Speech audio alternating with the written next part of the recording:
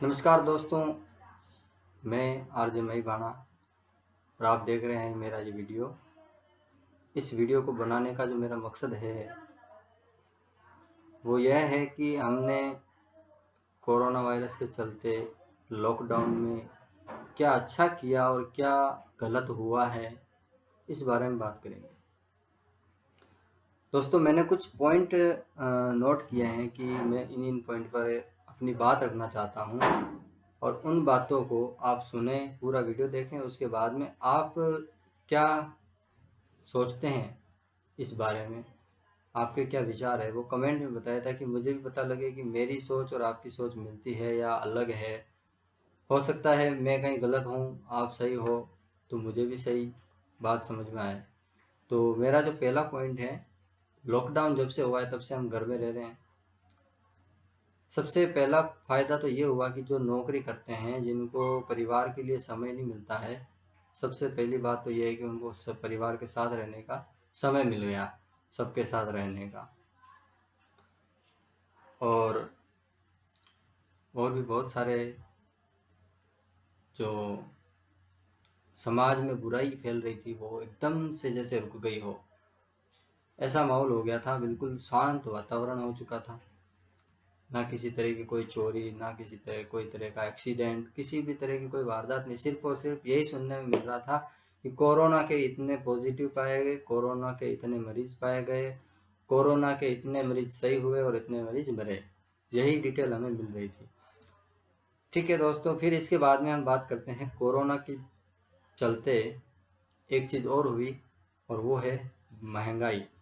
दोस्तों, सबको पता है कि कोरोना के चलते सबके कामकाज बंद हो चुके हैं, और सबसे बड़ी दिक्कत जो आ रही है, जो लोग रोज काम करके अपना पेट पालते हैं, उन लोगों को 2 वक्त की रोटी के लिए कितना कुछ करना पड़ता है, तब जाके उनको 2 वक्त की रोटी मिल पाती है। और ऐसे समय में उन लोगों के लिए बहुत ही मुश्किल का समय है कि वो लोग कैसे 2 वक्त की रोटी गुजारा चला सके अपना।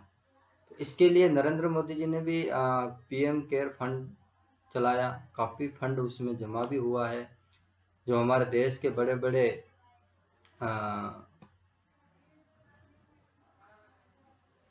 बिजनेसमैन हैं, उन्होंने काफ़ी सारा धन जो है फंड में दिया।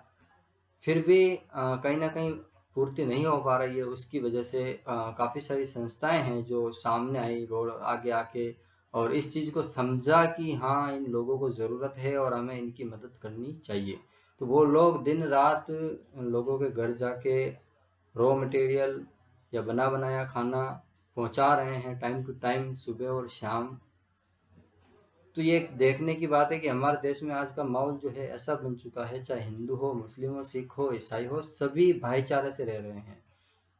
चाहे हिंदू मुस्लिम को खाना खिलाए या मुस्लिम हिंदू को खाना खिलाए, चाहे सिख ईसाई को खाना खिलाए या ईसाई सिख को खाना खिलाए, इस वक्त सभी एक समान, यानी कि मानव धर्म को समझ गए हैं। लेकिन दोस्तों,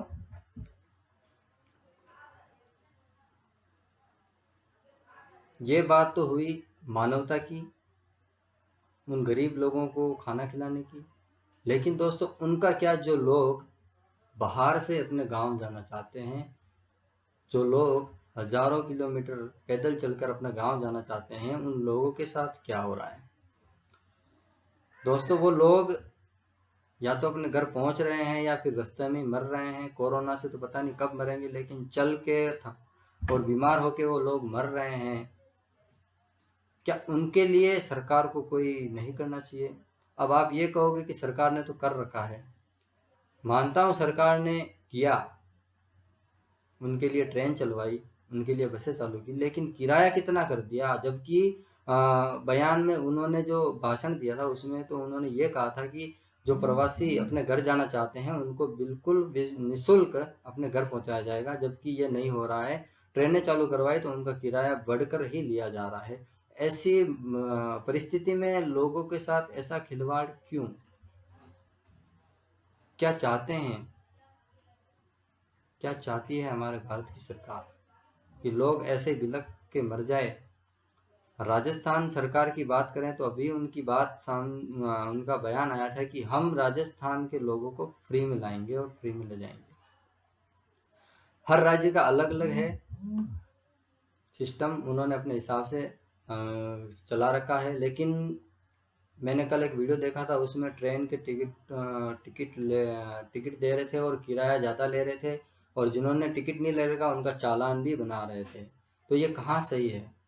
ऐसी सिचुएशन में एक तो इंसान के पास कोई काम नहीं है, खाने के लिए खाने के लाले पड़ रहे हैं, और वो लोग टिकट लेके कैसे जाएंगे अपने घर?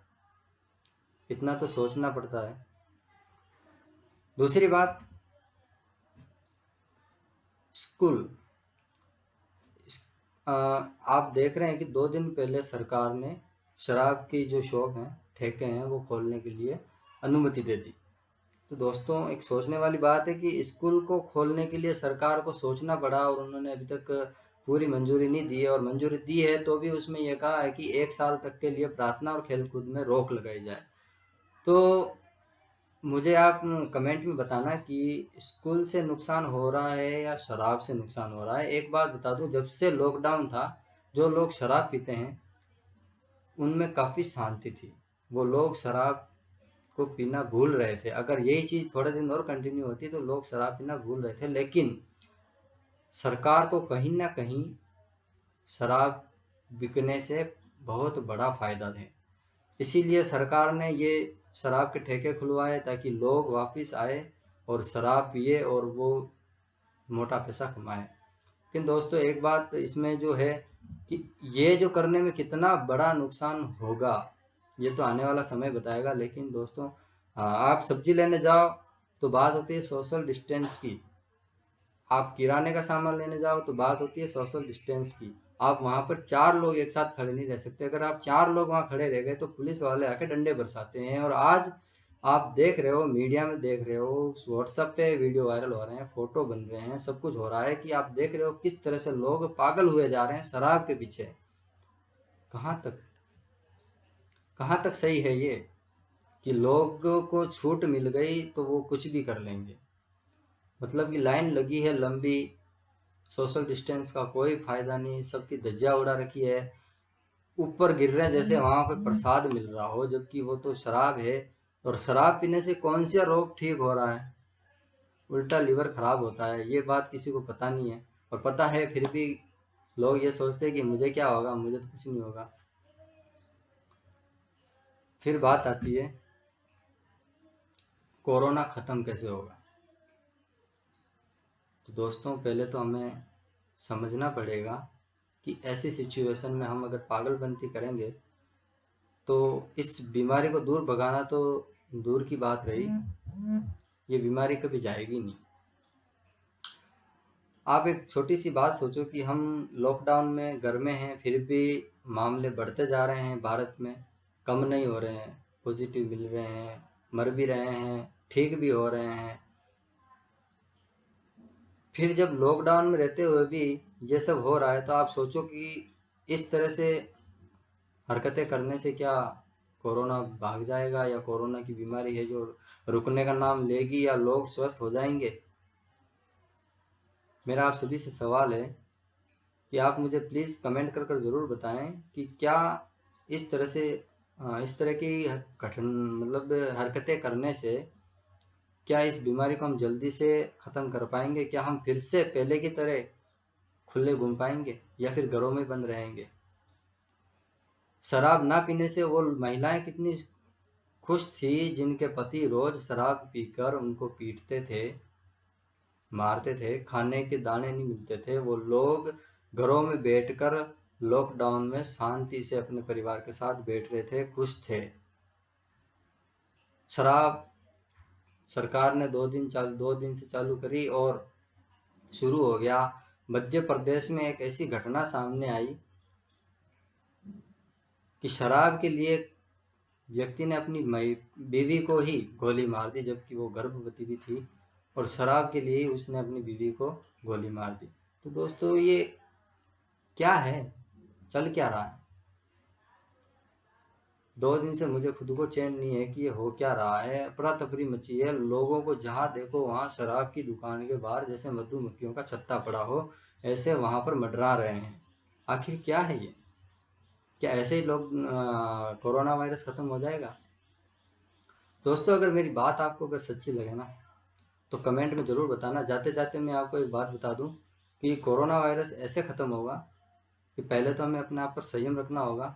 घर में बैठे हैं तो कुछ अच्छा सीखें, कुछ अच्छा पढ़ें। सोशल मीडिया पर इतना फैला, इतनी मतलब कि पोस्ट वायरल हो रही है संत रामपाल जी महाराज के शिष्यों के द्वारा कि आप एक बार पुस्तक पढ़िए, जिन्हें की राह पढ़िए, ज्ञान गंगा पढ़िए, कोई भी बुक पढ़िए, या फिर आप मोबाइल में ही सत्संग देख सकते हैं। संत रामपाल जी महाराज का 3 टाइम सत्संग आता है, किसी भी वक्त आप सत्संग देख सकते हैं। अरे यार लॉकडाउन हुआ है, आपको घर बैठने का मौका मिला है, परिवार के साथ बैठने का मौका मिला है। भारत सरकार ने रामायण, महाभारत, श्री कृष्ण लीला क्या क्या नहीं चला दिया। आप थोड़ा सा समय तो दो, अपने आप को सुधारने का थोड़ा सा मौका तो दो। बदलाव आएगा आप में, और जो बुराइयां हैं वो भी छूटेगी। और सबसे बड़ी बात, जो कोरोना वायरस है ना, वो ऐसे ही खत्म होगा अगर आप सच्चाई को जान जाओगे कि किस क्या करने से, अगर हमें ये चीज़ करने से अगर ये बीमारी जा रही है तो हम क्यों नहीं करेंगे। अगर हमें डॉक्टर कहता है कि आपको ये दवाई लेनी है 3 टाइम और आप ठीक हो जाओगे, अगर हम वो दवाई बराबर 3 टाइम लेते हैं और ठीक हो जाते हैं तो इसमें अपना क्या नुकसान है। अगले की बात तो सुनेंगे तब ना। अगर डॉक्टर ने कह दिया तो हमें करनी है, और डॉक्टर कह रहा है कि आप करो और हम नहीं करेंगे तो कब ठीक होंगे, कभी ठीक नहीं होंगे। ये केवल अपने समझ की बात है कि हम कितना समझते हैं किसी की बात को, कितना सुनते हैं और कितना उसका पालन करते हैं। तो मेरा आपको यही कहना है कि प्लीज़ आप संत रामपाल जी महाराज की लिखित पुस्तकें पढ़ें। एक बार पढ़ें, सिर्फ एक बार। अच्छी लगे तो ठीक है, नहीं तो कोई बात नहीं, आप अपने जी रहे हो वैसे जी रहे हो। लेकिन एक बार अगर आपके इतना तक हो चुका है, इतना लॉकडाउन मिला है, आपको समय मिला है, तो आप इतना तो कर ही सकते हो अपने खुद के लिए कि एक बार पुस्तक पढ़ सकते हो। पुस्तक एक बार पढ़ो, सोचो समझो, उस पर विमर्श करो, विचार विमर्श करो कि आखिर क्या है जो ये कह रहे हैं, क्यों इतने लोग प्रतिदिन ट्विटर पर ट्रेंड कर रहे हैं, क्या ऐसा कारण है, क्यों लोग जो संत रामपाल जी महाराज के पीछे लगे हुए हैं, इसका कारण क्या है। जड़ तक जाओ, फिर आपको पता लगेगा कि वास्तव में क्या कारण है। आप लोग एक चीज़ को पकड़ के बैठ जाते हो कि संत रामपाल जी तो जेल में हैं। जेल में होना गुनाह नहीं होता दोस्तों। जेल में आज कोई भी जा सकता है। अगर आज आपके साथ अगर कोई बिना मतलब के झूठा मुकदमा लगा ले तो आपको भी जेल जाना पड़ सकता है। आपको पता है आप निर्दोष हैं, आपके परिवार को पता है कि आपका परिवार का वो व्यक्ति निर्दोष है, लेकिन आप साबित कैसे करोगे, और साबित करते करते ही आपको काफ़ी टाइम लग जाएगा। इसलिए दोस्तों कि उस बात पे न जाएं कि संत रामपाल जी महाराज जेल में हैं तो हम उनके ज्ञान को कैसे स्वीकार करें। अगर हमें ठीक होना है तो कड़वी गोली तो खानी ही पड़ेगी, तभी जाके हम ठीक होंगे। इसलिए दोस्तों आपसे मैं रिक्वेस्ट करता हूँ कि एक बार पुस्तक ज़रूर पढ़ें। मैं आपको डिस्क्रिप्शन में लिंक दे दूँगा, उस लिंक पर जाएं और अधिक जानकारी प्राप्त कर सकते हैं। धन्यवाद।